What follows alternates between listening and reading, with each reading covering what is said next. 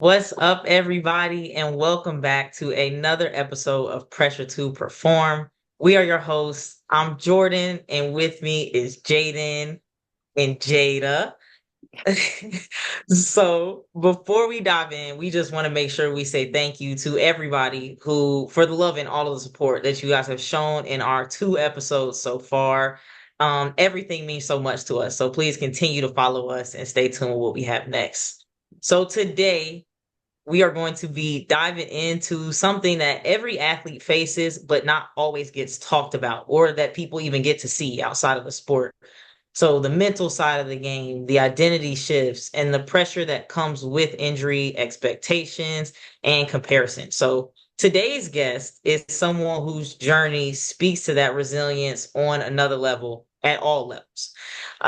So this is someone I've known forever. We've had a rivalry throughout our youth. So it's going to be fun to sit down and talk with her on the mic. She is a shooting guard who has played her whole career in Charlotte, North Carolina. She started in high school at Mallard Creek High School from 2016 to 2019, where she was a 2,000-point scorer before taking her talents to UNC Charlotte, where she spent 5 years there. During her time there, she was named Conference USA first team as a junior in 2022, was on Team USA in the 2023 FIBA 3-on-3 World Cup in Poland, and she was named the American Athletic Conference first team for her show-stopping performances in 2023. So outside of basketball, she represented Charlotte at the AAC in the 2024 NCAA Student Athlete Leadership Forum and was president of the Student Athlete Advisory Committee for her last 2 years at UNC Charlotte. And if that wasn't enough, she also spent her final year at Kentucky in the SEC, where she finished her collegiate career scoring 1,500 points. And she is now playing professionally overseas with the Peja 03 team in Kosovo. So, with all that said, and with love, now that we are all on the same team now, we are happy to welcome Dazia Lawrence.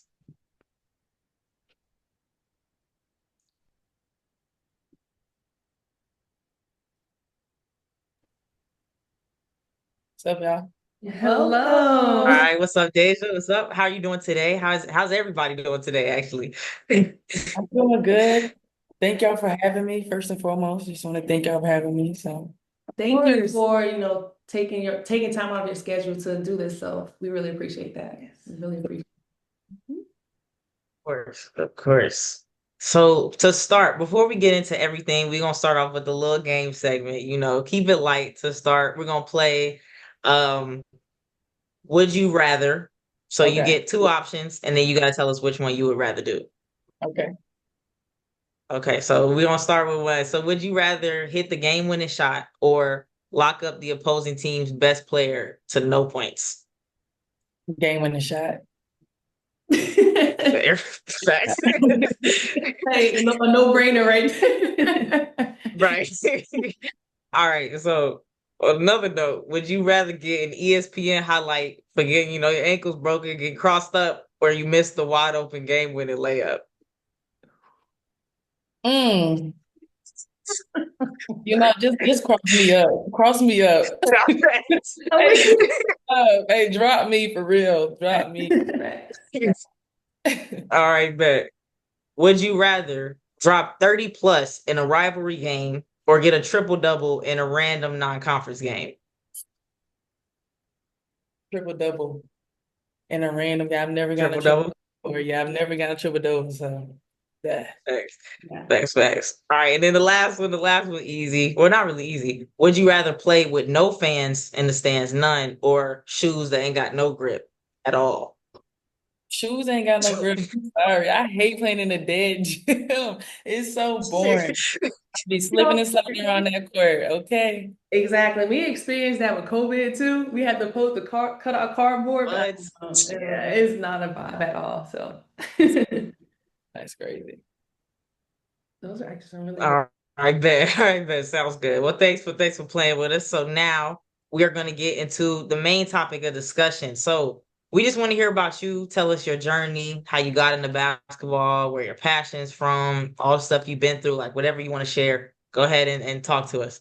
All right, well, I started playing basketball when I was young. My dad hooped, and me and my papa used to just hoop all the time when I was younger. My mom ran track, so I came from athletes, but my dad was the one that hooped. But ever since I was younger, I think I started, well, my parents really started taking it serious around like the ages 4 to 6. Like I would play in a lot of rec leagues when I was younger, but I think by the age of 6, they was like, okay, like we're gonna take this serious, and this is something that I seem to like. I did play softball as well, but I ultimately ended up choosing basketball.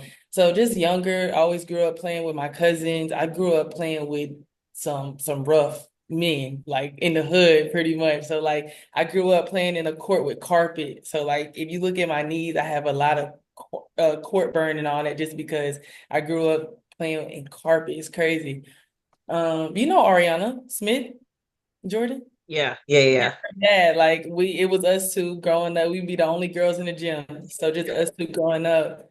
Um, and then eventually, I moved to Charlotte in the 6th grade. My mom was a nurse at the time, so traveling nurse. She moved to Charlotte, and I played middle school there. Found my AAU team, and then I played high school in Charlotte as well. I started at Vance, and then I went to Mallard Creek for my last 3 years. I had a decent high school career. Scored over 2,000 points. I think I'm still hold the record for the most points in a game. I think it was 42. Yeah, yeah, yeah. Mhm, mhm. It was against my best friend too. So, that whole game, we just going back and forth. I think he had like 36. So we was just going back and forth the whole game. So, yeah. And then I went to UNC Charlotte. UNC Charlotte was a journey for me. I was there for 5 years. So I did 6 years in college. So I was there for 5 years, and I did my final year in Kentucky. So yeah, I mean that's pretty much just a quick run through of just my journey, the schools I've attended, and just things that I've been able to accomplish, a little bit that I've been able to accomplish. So yeah, any like questions in particular regarding, I know UNC Charlotte and Kentucky. So I can start off by first saying you and Jordan, 6 years, great, y'all great grandmas of the team. Yeah, yeah, yeah, Like, yeah. What? I look I think five, Man, great, five, yeah, it may great, be five, great. 5 years for me was I was done. I wasn't done. Body was feeling it. Body was feeling The it. crazy thing is though, like my first 2 years in college, I didn't play a full season. So Oh, like I only played 4 years of basketball. But my first okay. 2 years, it was a red shirt year for me. So I was traveling, I was practicing, but I never put on the uniform and actually played. And then the year right after that was when COVID happened, like when the teams was coming back from COVID. And Mhm. I was like, I got a lot going on mentally. Like basketball is really not my focal point right now. Like I just wanna opt out. So I opted out. So yeah, my first 2 years I didn't even hoop like a full season. So that my third year, my junior year in college is really was my first year. I'm like, finally, like I've been here for 3 years and now I get to hoop a full season. But I was barely playing then. So but that was my first full year. So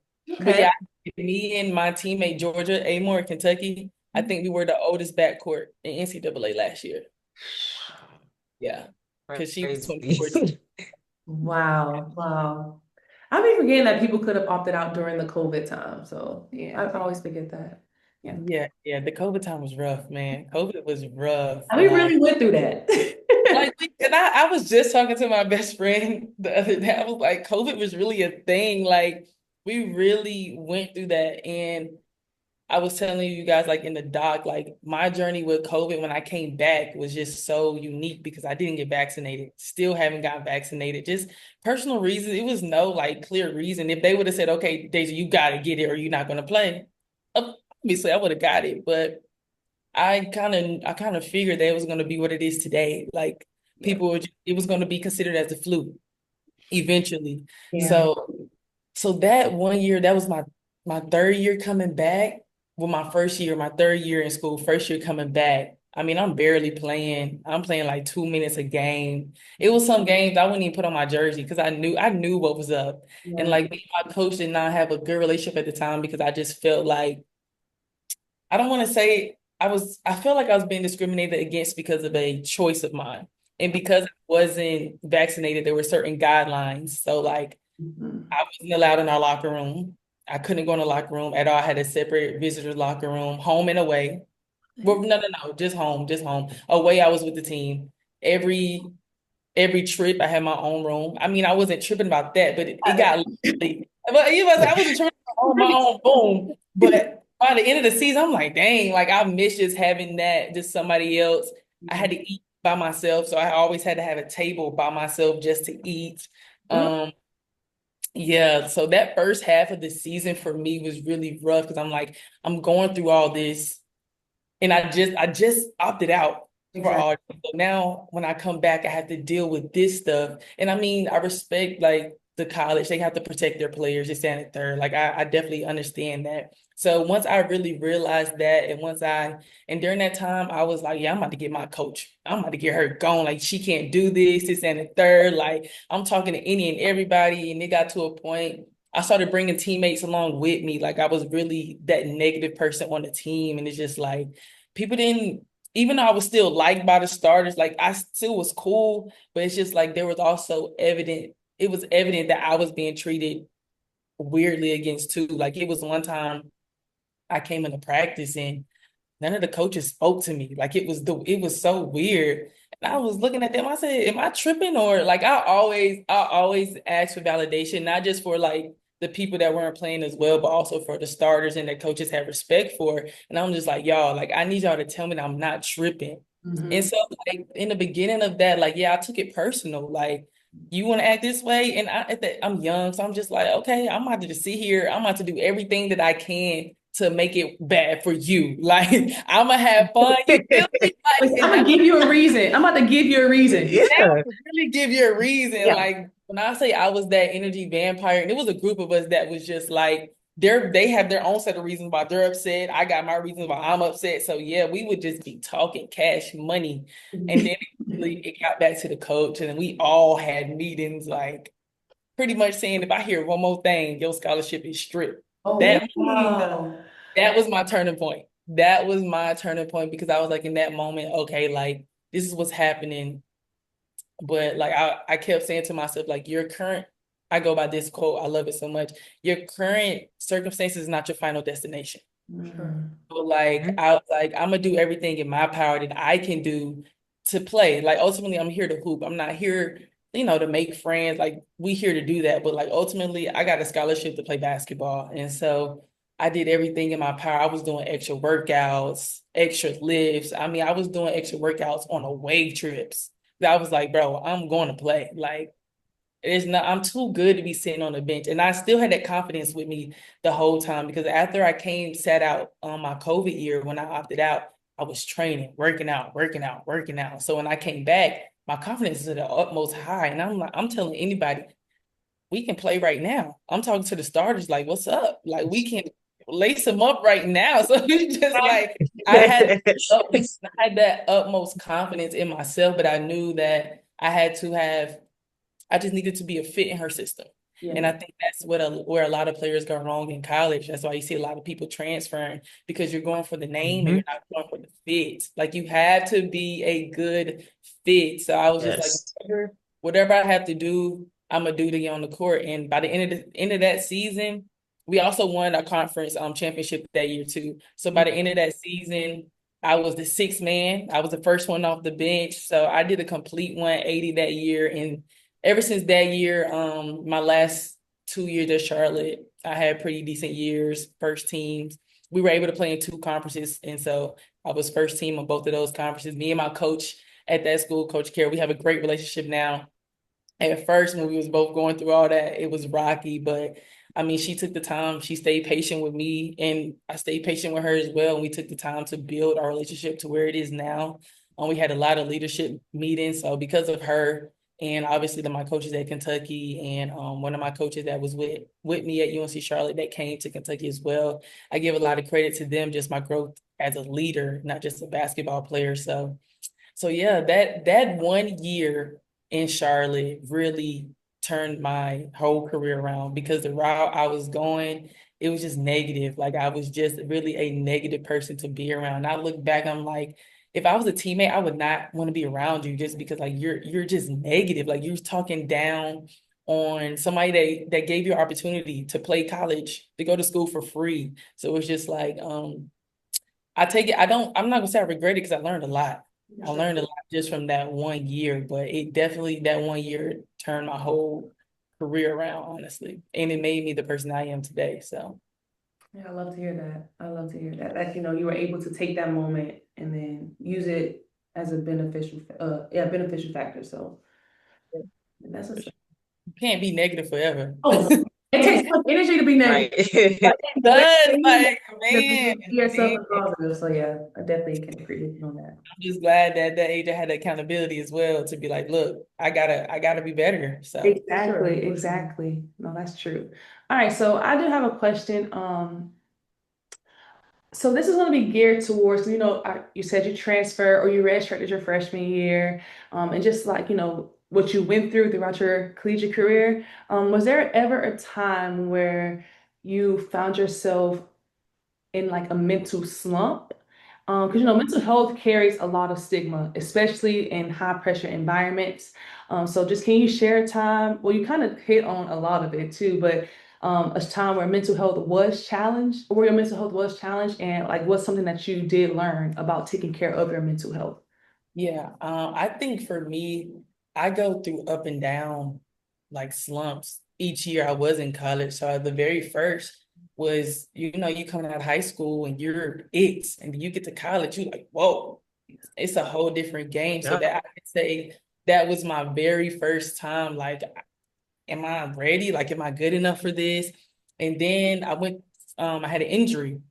So my injury, I'm like, okay, like I'm a red shirt. Me and my coach talked about it. We thought that was the best thing for me to do. So like, okay, I'm red shirting. I'm not practicing. And at times that gets boring. It's just like I'm showing up every day. I'm doing everything that the players are doing, but I'm not playing. Like I'm practicing. I'm literally doing everything, but I'm not even playing. So it's just like, but that year also taught me how to be a good teammate and just how to cheer for others Mm. um, when I can't give or when I'm not able to produce. So, but also just injuries. The injury that I went through was something nagging my whole career. I didn't have like an ACL tear. It wasn't anything to that nature, but it was like a patella tendon. So just tendonitis, that's something that stays with you. So I dealt with that a lot. And this, my COVID year alone, I think my biggest thing was just having a good support system as well. My family was there a lot. I talked to them a lot during that time because like you can't do everything alone. Like you have to have people to lean on. And I think that was one of my biggest things that helped me. Therapy. I went to therapy. Um, so things like that, that really helped me, journaling, meditating, like all those mindful things, going on walks, like whatever it was that I felt like I needed to do in that moment. I just couldn't sit in it. I learned that about myself. Like if I was just sitting in it, that's when I started to make excuses about myself, or that's when like that's when I really just get in my head. I'm just like, I don't deserve this, or like I'm not going to get through this and things like that. So I just started moving and then just leaning on the people around me. And that really helped me just get through any of the mental slumps that I've gone through, and then I'm gonna continue to go through because it's bound to happen. Exactly, exactly. And that's so true. When you said you just kept moving, because it is easy. It's for us to, we get in those situations, or we are in those situations, for us to just really sit down and beat ourselves up and just, it's really easy to get into that headspace. So just moving to get your mind off of things, you gotta do that. You have to do that. You have to do Right. Don't get me wrong, like you have to sit in it to go through it, but you just can't sit in it and dwell on it. Like, Hmm. yeah, like when you sit in it, you understand. And once you sit in it, for me, I sit in it, I journal. And once I journal, the solutions start to come. Once I let it out, like solutions Yeah. start to come. So that's one of the main things that's helped me get out of a mental slump. So That's good. That's good. It's really good. I think, shoot, you answered a lot in terms of like what we want to hear in terms of, like how you got to your injuries, what you did.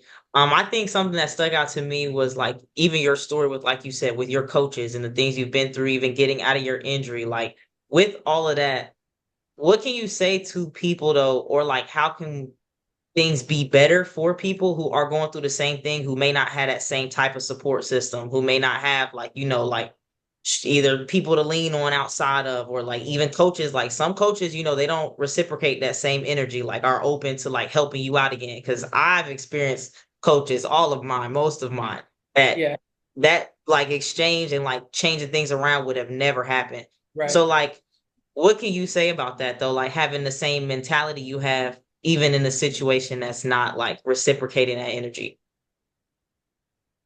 That's a really good question. I think for me, I realized that even if you don't think you have a community, there's a community out there for you.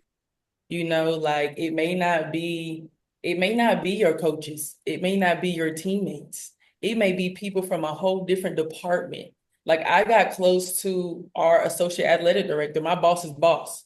She was a black lady. She was really one of the main women that was in up there with the rank, like up there in rank. So like I got close to her, and just my narc friends, really, and like, I'm not like that's I'm telling you, I'm just like for me, like finding connections in class, like, and it's really helpful to find people that's not in your sport, because I don't want to sit and talk about basketball all day, okay? I don't want to sit here talk about, I don't want to talk about practice. I don't want to talk about the game. I don't want to talk. I want to be able to go somewhere. Let's talk about a homework assignment, please. Like, like, let's talk about a TV show or something. Like, up.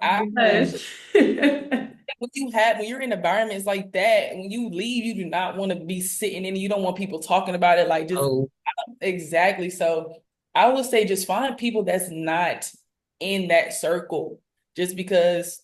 And the hard part about that is you have to put yourself out there. You really have to put yourself out there, because if it wasn't for, like I said, her name was Reagan Hill, our associate athletic director, I would not have been I participated in SAC. I was a SAC president for a couple years. I was on the exec board. She voluntold me to do a lot of things. And because of that, right, because she seen the leadership qualities in me and put me in those rooms, that helped me not just identify as just a basketball player. And I think sitting out that COVID year, like I told myself, I said, if I miss the game, I'm gonna come back. But if I don't, that's okay. I missed the game so much. I still went to every home game. I know my coach was pissed at me, but I'm waving at her from the bleachers, like, and I'm opted out. But like during that time, that's when I was able to find a community outside of my sport. And luckily, like I was able to opt out. I was able to step away and come back without it harming my eligibility. But it's not really those opportunities now, but it's just like just find people that's outside of basketball, because there's so much more to life, there's so much more to people. Relationships are very important. Networking is very important. So it's just like you need to go out, put yourself out there, go find other people that's not just, obviously they're similar to you, but not just wrapped up in the same things that you're wrapped up in. Exactly. That was actually the first piece of advice that I received when I came into college, was to find friends or find a support group outside of your sport, because you're eventually going to get tired of your teammates, you know? So yeah. Yeah, we I see each wish other 24/7. 24/7. Like I've been telling them, like, I'm tired of y'all. Like, Exactly. or I like mean, even hey, y'all doing well, that's good, but I'm tired of y'all. Like, okay. I be like, I don't want to see y'all. Like, I don't want to see y'all. I'm quick to I'm tell my telling you, teammates. I'm telling you. My question to you was kind of going to be about like your identity and stuff, because you just mentioned it. Being away from the sport, or even prior to college, your life was sound like all basketball, basketball, basketball. You put so much time and effort into becoming a player that you were or still are. And then you get sit out, and now you're like, dang, all I know is basketball. Now I'm in a space where it's taken away from me. So how were you kind of explain it, but like how were you able to be okay with like just identifying as more than just an athlete? First, I was going through an identity crisis. I'm like, because at this point I'm a narc. I only have class, and Mhm. I have so much time on my hands. Like, what am I to do? Luckily, my partner at the time, she was a NARP, so like I would hang out with her and her friends that weren't obviously in sports, but like I was just doing random stuff. Like I would have go to like random club meetings. There's like a list of clubs that you can find. Like I was just going to random club meetings. If I'm feeling extroverted one day, I would just talk to random people. Like, but it was hard. It was really hard for me to be like, I'm not playing basketball. What am I going to do with my life? And still it's COVID, so it's just like we still locked in semi, but it's just like, so um it was just putting myself out there. I think that was really the first time where I started putting myself out there because before, I'm not talking in no meeting. I'm not doing this podcast. Like I'm not doing it. Like, because I was just so at the time it's just like I'm just a basketball player. But then I had other people to force me in those rooms. I just had people who saw something in me that I didn't. And sometimes you just need that extra push. But just like you can get pushed, but like are you actually going to do what they're asking you to do or doing what they're telling you to do? So I was just fortunate enough to have people that saw something in me and I just went, I got comfortable being uncomfortable. The cliche quote, like I was just, I was just like, I just have to do it. Like I'm the type I hate sitting in my room all day because I feel unproductive. I think I guess as athletes, like that's ingrained in us. Mm-hmm. I've given myself a little bit more grace on like resting, having days where I don't do anything. But if I just sit in my room and don't do anything, I just feel just lazy. But what really just answer your question is just being uncomfortable, doing things that you wouldn't normally do. Like that's the only way you're gonna figure yourself out. Like, yeah, I started like doing puzzles. I just started doing random things. So Stuff that people don't really think about doing. Yeah. yeah, like I would literally that was a time where I would start going on walks. That was a time where I really just started to find who I was, journaling, walking, meditation, yoga. Like that's the time where I really looked inward Yeah. and just like I'm not playing basketball, so what are other things that I can do that's gonna, that I essentially like, but it's still going to help me take care of my body for when I do come back. So it's just like, and then I still trained here and there, but it wasn't the everyday rigorous playing how it is in college. So just being uncomfortable, doing things that you don't normally do.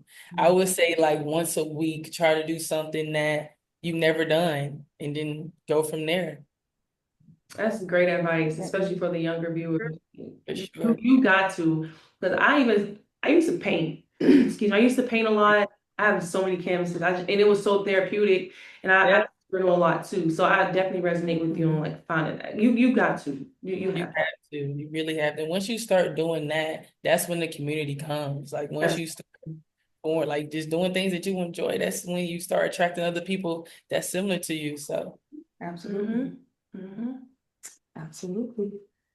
All right, so I want to ask some questions about your environment, all right? Between, Charlotte and Kentucky, okay? So transfer to a new program like Kentucky comes with a lot of change, excuse me. So how did you approach adapting to a new environment from coaches to teammates, and how did you navigate stepping into a new role?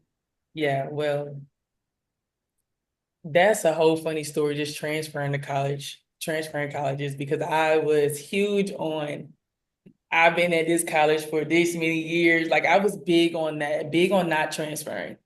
But my head coach left. So when she left, that's when I went in the portal. And she went to Marquette. So she's the head coach at Marquette now. I went to Marquette, I visited there, loved it. I went to Ole Miss, it was all right, and I went to Kentucky. Those are my top three schools. And I wasn't going to go on my visit to Kentucky. I was not. I was going to just go commit with my head coach at Marquette because I knew at the end of the day, like I knew what she knew me as a player. I knew her as a coach. I knew her system. I knew it was my last year. She's going to put me in the right situations to that's going to help benefit my career. But my assistant coach, one of my assistant coaches at UNC Charlotte, went to Kentucky, and so one day in the practice gym, I'm joking. I'm like, hey. tell Coach Brooks, look at my film. Tell him to give me a call. I'm literally just joking, like Oh. I'm joking. But she was like, nah, I'm gonna show you a film and I keep you updated. A couple days later, Coach Brooks called me. I'm like, oh, okay, shoot. And you gotta think like I'm a fan of his because he just took B Tech to the Final Four the Exactly. year Hmm. prior to that. So I'm just like, oh. And then it was big news that Georgia's coming to Kentucky. So I'm like, oh, shoot, okay. So I go to my visit to Kentucky, loved it. I loved it every second. I knew by the time I left my visit, I was going to commit. But I was like, I looked at my mom, I looked her dead in her face and said, I'd be crazy not to come here. Just because, like, even on that visit, I felt even like it's crazy because it's their first year too. So you got to think we're all adapting in this 1 year, the coaches, the players. So I'm just like, but I still felt that, okay, he wants me. Like he genuinely wants me. I'm not just a second or third option. Maybe I was, but I didn't feel that way on my visit and things like that. But that was good. But once I got there, and like I said, luckily I have my assistant coach. But once I got there, it's what 11 new players. So we're all new. We're just getting acclimated together. Like we're all figuring out Lexington together. We're all figuring out just each other in the summer. You just like I'm the type of person I gotta feel my environment out before I open up. Like I gotta, I'm not just about to sit here and be an open book. Like, come on now. But it's just like it was it wasn't as hard as people would imagine just because, like I said, we were all new. So it's just like we were all learning each other. We were all, and it was only a few of us, maybe two or three people that knew Coach Brooks. So it's just like, now that was probably the biggest adjustment. Just I've been used to one system for 5 years. Now I got to come and learn a whole new system, whole new coaching style. So at first it was a challenge. Like I didn't know my place. Like I didn't know what he expected from me. And during the summer, it's a lot of just individual workouts. So once we started practicing, I'm just like, I don't know what you want from me. Like, I don't, I'm still trying to figure it out. But once I got the hang of it, once we had the meetings, like once we like team talking more, once we all got together and realized like, okay, this is Coach Brooks, this is what he likes, this is his system, like as a team, like once we started to build that chemistry on and off the court, everything started to gel together. And eventually I felt like we gelled pretty well. I mean, we did great for our first year, finished fourth in the SEC for our first year together, 11 new players. I still say to this day, like Coach Brooks is probably one of the smartest coaches. He's a genius just because he was able to bring 11 new people together in his system that we played in that year. It's just a miracle. Like, not a miracle, it was just crazy. Like, it was just, he's a genius. Like, even some of the things that we would do in practice, like, I'm just like, this man really thought about that. Like, he really thought that. It's just like being in his presence, not saying that my coach at Charlotte wasn't amazing, because she was just as amazing as he was. Great coaches. Both of them were really great coaches. Coach Brooks, obviously, he was just somebody that I really related to, being a black male. You just relate differently. And I've been coached by black men my majority of my basketball career, not just even in college, but just AAU, high school. Like my most influential coaches in my life have been black men. So I was just able to connect with him a little bit better. And me and him have a great relationship.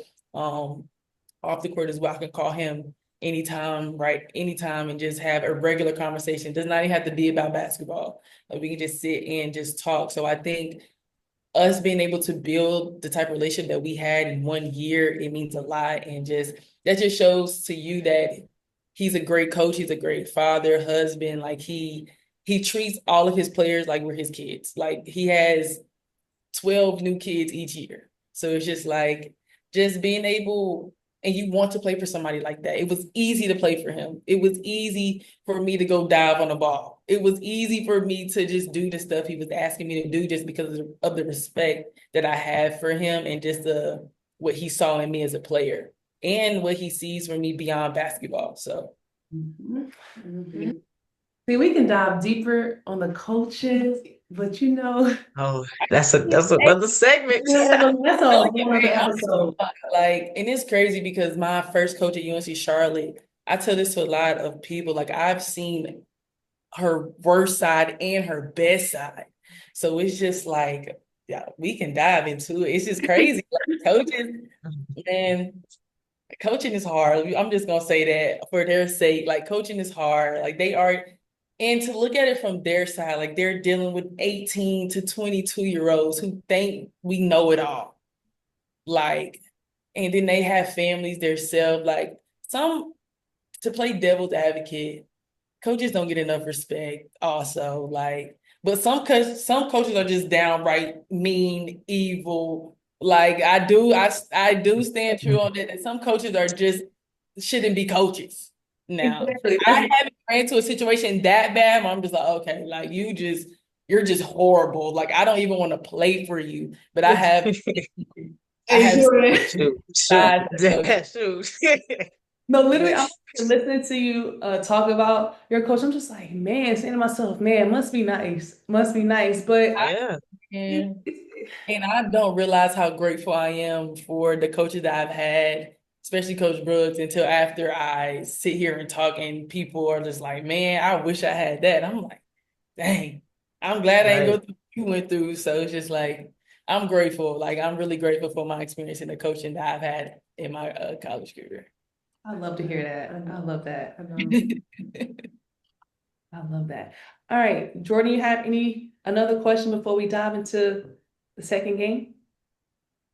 I think right before the last segment, quickly give us just a little bit about your transition from that to pros, though, so we can hear just a little bit about like what that's like, now being a pro, how everything's translated, just whatever you got. And then even if you have any tips for people who aspire to be pros.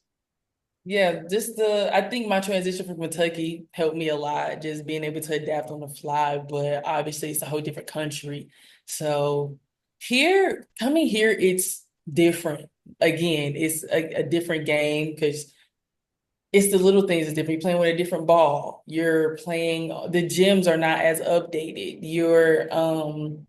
The rules are different. The travel rules are different. So there's just little things you have to pick up on. Like, our first scrimmage that we had a few weeks ago, I didn't know that players couldn't call timeout if we do as a tech. I'm like, oh, I didn't know, like, the backcourt rule. If you're taking it out on one side of the court, you can't pass it in backcourt, like from an inbounds. So I was like, oh, so it's just like little things like that is different. So I will say, and wherever you go, do your research on the city that you're staying in, the players that you're playing with, your coach, all of that. Ask as many people that you can just to see who you're going to be playing with, how's the coach, and things like that. So I think you just got to do your due diligence. My advice is go in there with an open mind. Do not go anywhere and have any expectations just because you will be disappointed for the most part. But I think with me, I've just been easy to adapt. I don't like change as much, but I can adapt when I need to. So that's been the fun part of it all though. Like, at the end of the day, I'm a professional basketball player. So every day I just move with gratitude. So it's just like still be grateful for the situation that you're in. It don't matter what league, where you're playing, how much money you making. Like, I just try to move with just a heart of gratitude, just because like there's somebody out there that want to be in my shoes that isn't. So this is something that I would never take for granted. Like, this is my job. I get paid to play basketball. Like, my job is basketball. So yeah, just be grateful, man. Be grateful and Love have that. expectations and research. That's the big three right there. Research, research, research. For real. All right, do you have a question? We're getting to dive into. Oh yeah, one more thing. So playing for Team USA, right? With the three Mm. on obviously had to be an incredible experience. Yeah. What did that opportunity teach you about handling pressure and then stepping up as a leader? And then like what did it mean to wear that USA across your chest? Yeah.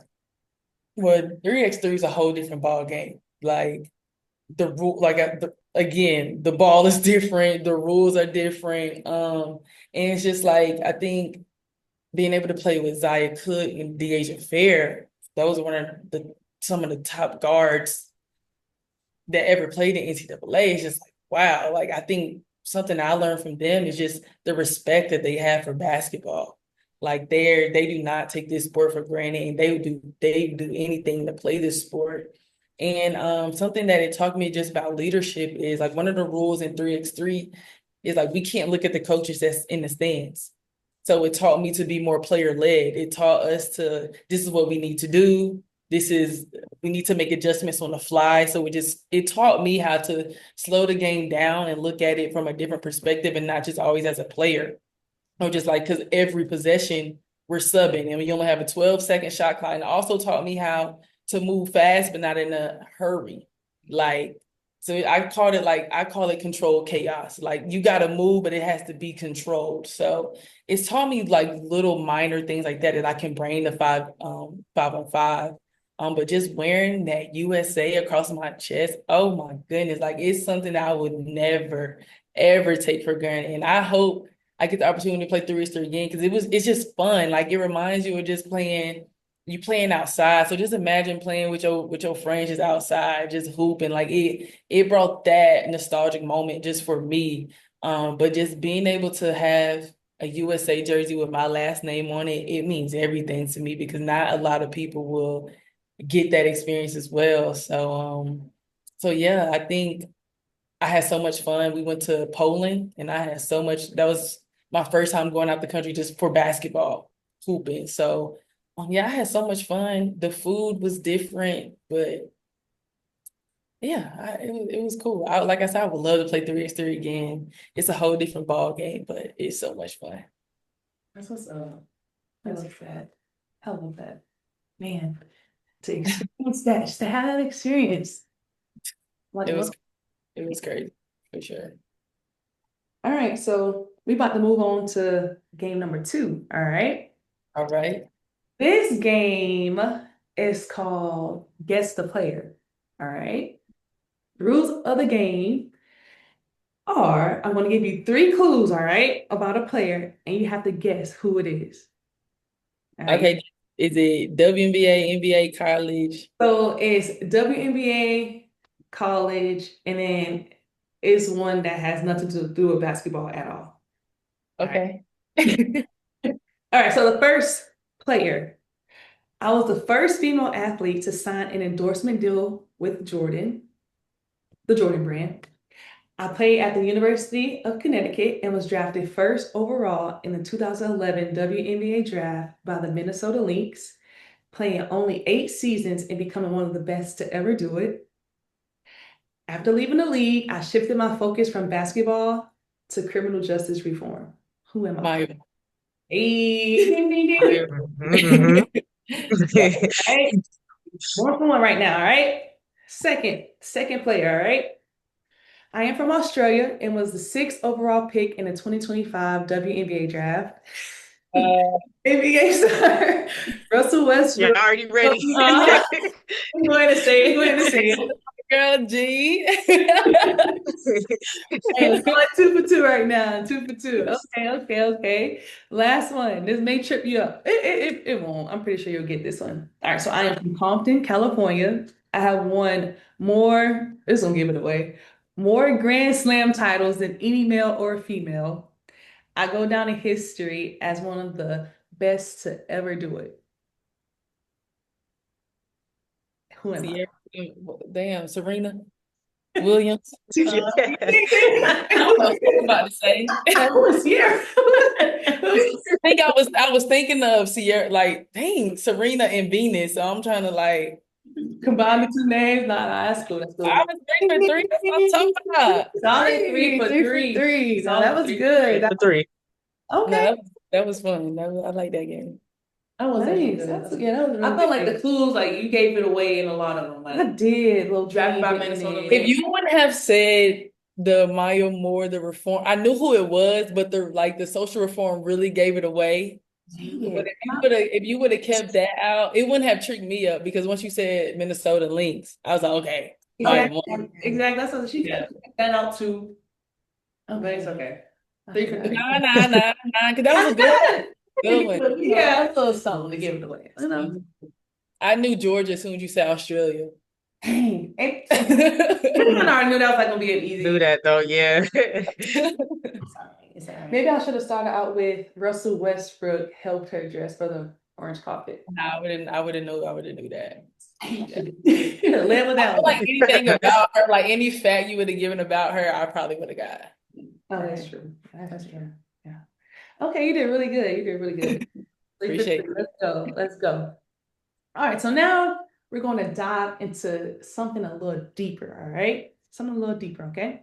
So, what's one topic you're comfortable speaking on that most athletes may not be, and stuff you'll be willing to share about your journey in college? Well, you kind of already, I'm gonna just be quiet. Sorry. Yeah, I mean, we talked about the toxic coaches, toxic environments in general, the transfer portal, any of those topics. I get really passionate talking about the transfer portal and just people transferring just for the name. I mean, yeah. And then talking about the toxic environments, because like I lived that, I've been a part of that. So NIL, I love talking about NIL and how it's changing the sport. So I mean, any route y'all want to go in with any of those, like I'm really open to it. So What y'all want to talk about? I'm down to talk about. I'm here to have a conversation. Okay, so we're going to go ahead and start off and talk about the transfer portal and NIL together. It's just they go hand in hand. So Deja, what's your take on everything? Well, I mean, NIL is changing the game. NIL is changing the trajectory of college basketball as a whole. I think some people are taking advantage of it. I think some schools are taking advantage of it just in a negative way. There's a way to capitalize NIL. There's a way to use NIL to get players to come to your school, but I think it's a player's responsibility to not go to a school just for NIL.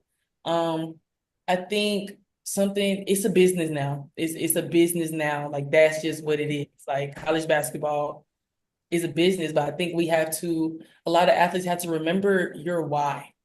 Like you can go and get all this money and getting all this money, but you sit in a bench.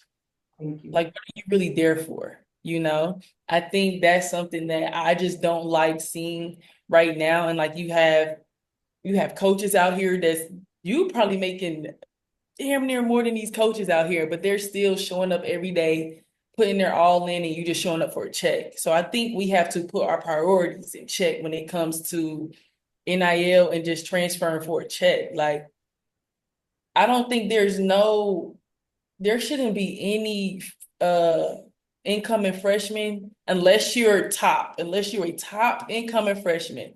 But like some of these incoming freshmen are asking for hundreds of thousands of dollars, and you haven't yourself once. That's crazy to me. You ain't done a thing. You have not done a thing but play at a high school level. I feel like the only person that could have came to the NCAA and asked for anything is Juju Watkins. For sure, Now, I'm with you. I mean, Facts. like, Yeah, ask for whatever you want. and Paige Beckers, like them probably like the only two that really could have came in and made immediate impacts and asked for whatever type of money that they wanted. But for a lot of these incoming freshmen to sit here and feel like they're obligated to a certain amount of money and they haven't even proved themselves, that's crazy to me. That's crazy to me. And also just transferring because you're not making enough money at one school. Like, what happened to loyalty? What happened to the people that stayed down for you? Like, and that was one reason why I never transferred my school. Like, when I was at UNC Charlotte, I wasn't even getting NIL. Like, if I would have stayed my last year, that would have been my first year getting NIL. And I could have left that school when I had those 2 great seasons. I could have left after that great season, went somewhere else and got a bag, really. But I stayed just because of just loyalty. Like that lady, she offered me in the 8th grade, my very first offer. I'ma stay. Like that's just how I was raised off principles, just loyalty. But it's just like it comes a time where we just have to really sit and put our priorities in place, and these parents Oh my, the Another money topic we can talk about. topic, like parents, like a lot of these parents are sitting here trying to negotiate these bags for these kids, but it's just like be for real with yourself and your child. Like, are they even good enough for this amount of money that you're negotiating? But I was talking to one of my friends in Kentucky, and she said she was talking to like an agent or somebody. I can't remember her title, but she was like, "You are what you negotiate." And when she said that, I'm like, "Whoa." So I'm like, a lot of these kids are coming in here with agents now, and they're negotiating, and somehow they're making it seem legit to where coach is like, okay, you are worth that. What they're saying, what they're doing, I should have had that. Like, come on. It's just like, not gonna lie, NIL definitely changed my life. And it's changed a lot of people's life as well. Like it has helped me in many different ways in my family in many different ways that I'm grateful for. But at the same time, I feel like at the same time, I earned that. I put in the work. Like I had stats to back it up, and this was my worth to this organization. So it's just like I feel like that's just me, but I feel like a lot of people that's just coming in here feeling obligated to a certain amount of NIL doesn't work like that. And it shouldn't work like that. Like NIL is a great thing, but I just think it can also be a really bad thing at the same time. It's just how you leverage it. Like how are you using NIL? What are you, and for the athletes, what are you doing with it? This is taxed money. You have to pay taxes on this money. You sitting there splurging. Now you don't got no money to pay your taxes. Now you sitting there looking crazy. It's just like when you do get NIL, make sure you have a financial advisor, or you just putting it up and not spending it on anything crazy. Like, don't get me wrong. Yes, I'm gonna go splurge sometimes, but me, I'm not a materialistic person. So like, I'm not about to sit here and go buy these big pointless chains or anything like that. I'm over a person. I'm going to buy stuff. I buy stuff for other people before I buy stuff for me. The only thing you can see me spending my money on is food. Like if I eat 3 seafood boils in a week, that's my business, not yours. Like that's just like if I go sit there and have me a 8-ounce steak a couple times a week, that is my business. Like, like, but other than that, it's just like you would never hey. But my thing at the same time, you got it. But it's just like I just don't like the transferring just because I get more money over here, or like I'm going here because of this. We talked about this earlier. I'm going to this school without NIL just because of the name and not because of a fit. It's just like when you look at the WNBA draft, you see a lot of players getting drafted because of a fit and not because of who they are. Like it's all about fit. It's all about how can you make whatever organization, it don't have to be basketball. How are you gonna make whatever organization you're in better? Whether it can be a day-to-day job, it can be anything. And I think that's where a lot of people mindset just have to shift. Like, okay, you're playing for Kentucky, but you're sitting on the bench. Or like and it's just like you get in this bag, but you're not playing. It's like that's when I start to questions people like, is basketball something you really want to do, or are you just here? Because some of us really have a true love and passion for the game. And I think that now is getting misconstrued. Like that right there is becoming a blind spot in college sports. Like, do you really love the game, or are you just here because you good enough to get a bag? And it's just like, Yeah. I was talking about with I don't know who I was talking to. But and I also kind of mentioned it on the podcast with my brother, with the NIL and all this money, like I'm interested to see the level of competition. Like, because in my mind, I'm thinking because they're probably thinking I get all this money, like is the competition gonna increase or is it gonna decrease? Like that's what I don't know. It may sound weird, but that's what I'm thinking about. that's a really good question, just because like I feel like, because now, like I said, it's a business, and you're professional sports are starting in college now just because of NIL. And I also feel like because you make this amount of money, you have an obligation to show up your best self every day. Exactly. So like competition in my eyes, it should rise. It should go up. Like we all making a bag. Now I'm gonna prove to you why I'm making this bag. But some people don't think like, they like, oh, I'm already making the bag, I'm just gonna show up. No. Mm-hmm. And then too, like looking at it from the WNBA perspective, when you incorporate the pay, like from some people may be thinking like I'm making more money at college. I don't even really got to work as hard as Facts. to get to the WNBA because they ain't be paying me as much as I'm making here in college. So just a And lot of that's what you see a lot of people taking that last year, as they should. yes, They yeah. capitalize Exactly. it for as long Exactly. as they should. But I mean, Exactly. yeah, but I think the W is different because you see these girls, they not even making half of what men are making, and they still go out and bust their tail every single night. Like every single night.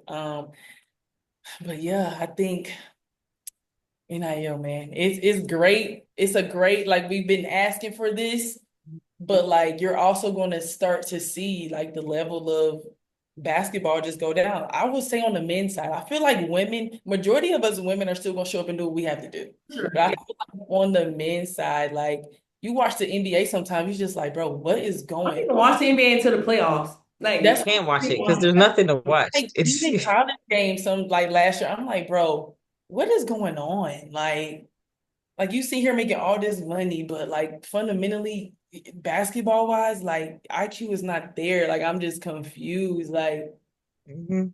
There's uh, no balance though when you really it's think about it. Because they if we're being honest, when we started hooping, it's about the love of the game. Like I feel like there's been a shift to where now it's just straight politics. it So when is. you do think of it from these kids' eyes, though, it's like money's involved immediately. Immediately, you got money involved. You making more money doing NILs and pros. You got the transfer rules because of COVID is different. You can just transfer now. It's like so many different factors in it, though, that it makes it hard to make good decisions for some of these kids like coming up because the way they have set this thing up, like it's not just for loving basketball anymore. You got all these factors in it. sure. And parents are going to be some of these kids' biggest downfall when it comes to these Yep. parents. And because they're in high school, they don't know how to negotiate. Like, so now you got these parents that sitting here just ruining their child's future, don't even know. And half the time they're oblivious to the fact that they don't even know. It's just like these parents, man, they gonna make it even rough on their child just because their lack of knowledge on NIL and things like that. But it's just like I know we all want best for our child, but sometimes parents just need to be quiet too. Like I was on another podcast, we were talking about like transferring or just a child picking their school and how much say should a parent have. And at the end of the day, that's a child decision. Thank Like you. like the parent is not going to be there. Exactly. Like the Hmm. parent is not Or going to be go through half the stuff you're gonna have to go through. they're not gonna go through anything. The only thing they're gonna deal with is the calls that they get from you. Because Right. college parents don't deal, college coaches don't deal with parents. Like that's just unheard of. Yeah. So I just want parents to get more educated on NIL. So when their child has the opportunity that they can talk, ask the right questions, even these because you can get NIL in high school now. Yeah. So it's just like even these athletes in high school, like they just need to get more educated on money management. Like you seen here getting a bag and your parents can't even handle their finances because they don't have financial literacy. That's another thing. Like that's like this topic can go Like, flow you into Too know, many I'm over topics. here Too many moving like topics. I'm doing all this because this is real. like, That's something but the NCAA should implement now. Like, it should be mandatory for the What? NCAA to implement financial literacy courses for that should be mandated in high school in curriculum. high school. You're right. You're It right. should be mandated in high school curriculums about financial literacy. Like that's just a hands down, and especially in college, like they make us go to all these boring meetings any other time. So why can't we just go to a meeting about financial literacy? That's Exactly. actually going to benefit us for what we're going to be Exactly, doing. exactly. Now, and don't get me wrong, a lot of schools have these tools. It's up to the athletes to do it. But you know, us athletes, we already got practice class. Like we're not about to sit here and do it ourselves. We're gonna be Just make tired. it mandatory. Like we gonna complain, we gotta do, but we gonna show up. Yeah, like, yeah, we yeah, gonna yeah. get something from it. Like at UNC Charlotte, we had those. Like we had mandatory meetings. At Kentucky, we had like the mandatory financial meetings. So it's just like a lot of these schools need to start implementing this because you have all these big time athletes or just athletes getting NIL, but they do not know how to properly manage their money. And just like, you made all this money in college, you have nothing to show for it. So now when you get out, you don't even have a little cushion. Thank you. You don't have a cushion. Like, even if you did want to take a few months off, you can't. Because you don't have a cushion. So it's just like, man, like I said, NIL is a blessing, but it's also a curse, man. I agree. We can go on and on, but I'm always, like I said earlier, I'm like, exactly, moving, like, because I'm with you, I'm here, shoot. Yeah, but I do think the biggest thing, oh, sorry, go ahead. I was about to say, the money they making is crazy. Listen, I'm just like, I entered college at the wrong time. I should have came a little later. But at the same time, I'm actually happy I did go through college when I went through it. Yeah. Like, I say that all the time. You know, I would love the NIL. NIL came out with our senior year. Like, it kind of first hit the junior year, but then senior year is when it kind of, they started implementing it. But yeah, I'm just like, I don't know. It's just, with everything that we talked about is... It's just too much, you know. It does take the passion and love out of the sport, you know. So that's why I am happy that I played college when I did, cause And, like, we have a rule, like, we're not talking about that. We don't talk about NIL between players. Like, I don't know how much anybody else make, because that causes a lot of risk in it as well. So I think every school that obviously has NIL or like a collectives where every player is getting paid, like, that should be a rule not to talk about it, just because that causes problems, that causes more issues as well. For sure. And that's where just like you think you deserve more than somebody else, but it don't work out that way. Yeah.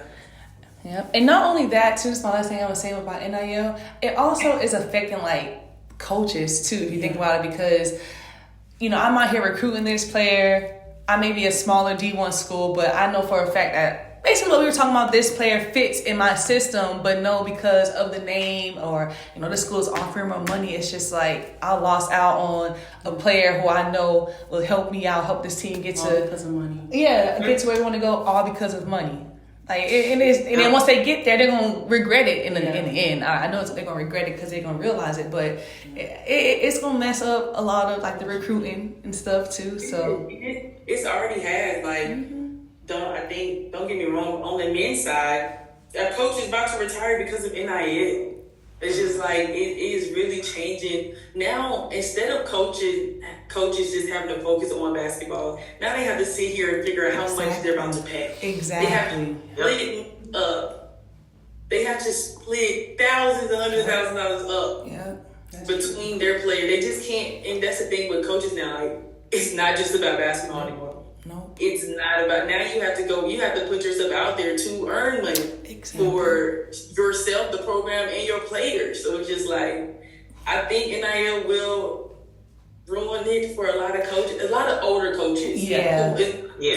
Coaches who've been in the game for a while, who know, like, okay, like, NIL has never, like, this has never been a factor, but now that it is, it's a whole nother job that they have to do that they did not sign up for. Exactly.